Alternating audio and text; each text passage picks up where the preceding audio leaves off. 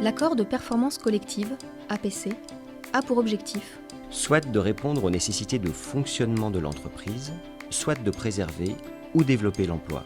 D'une manière générale, il a pour finalité de permettre à l'entreprise de s'adapter rapidement aux évolutions de son marché. Dans le contexte de difficultés économiques liées à l'épidémie de Covid-19, l'accord de performance collective peut donc se révéler un outil approprié pour gérer l'après-crise, relancer l'activité de l'entreprise et éviter les licenciements. Comment conclure un accord de performance collective? L'accord de performance collective peut être conclu au niveau de l'entreprise, de l'établissement ou du groupe. Ses conditions de validité sont identiques à celles de tout accord collectif d'entreprise. Attention, compte tenu de son impact sur le contrat de travail, il est recommandé en amont de négocier un accord de méthode permettant d'encadrer les discussions, de définir un calendrier, des moyens, notamment les modalités de prise en charge du recours éventuel à un expert. Quel est le contenu de l'accord de performance collective? L'accord doit définir ses objectifs dans un préambule. Les parties doivent y exprimer les circonstances, les motivations, les raisons, conjoncturelles et ou structurelles qui conduisent à envisager la modification des contrats de travail des salariés, concourant à l'élaboration de l'accord. À défaut, son contenu n'est pas fixé.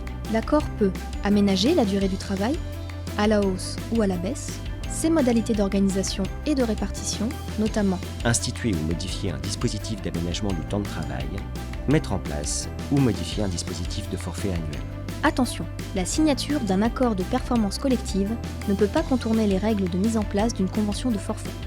L'accord peut modifier la rémunération, éventuellement à la baisse, déterminer les conditions de la mobilité géographique ou professionnelle au sein de l'entreprise. Attention, les négociateurs doivent respecter les dispositions conventionnelles de branche dans les matières où elles priment.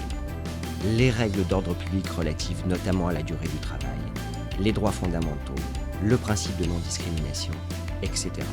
L'accord peut également prévoir des contreparties, notamment en termes de maintien de l'emploi ou de conciliation vie professionnelle, vie familiale. Les conditions dans lesquelles les dirigeants salariés, les mandataires sociaux et les actionnaires fournissent des efforts proportionnés à ceux demandés aux salariés. Baisse de rémunération, suspension des dividendes, etc. Une clause de retour à meilleure fortune, encadrée par des clauses de rendez-vous dans le cadre d'une commission de suivi. Sa durée, déterminée ou indéterminée.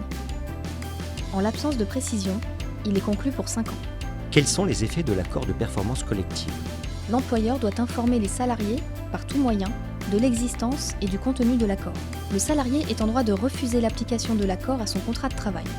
Il s'expose alors à un licenciement reposant sur un motif spécifique, ni économique ni personnel, constituant une cause réelle et sérieuse. Si le salarié accepte l'application de l'accord, les stipulations de ce dernier se substituent de plein droit aux clauses contraires et incompatibles de son contrat de travail.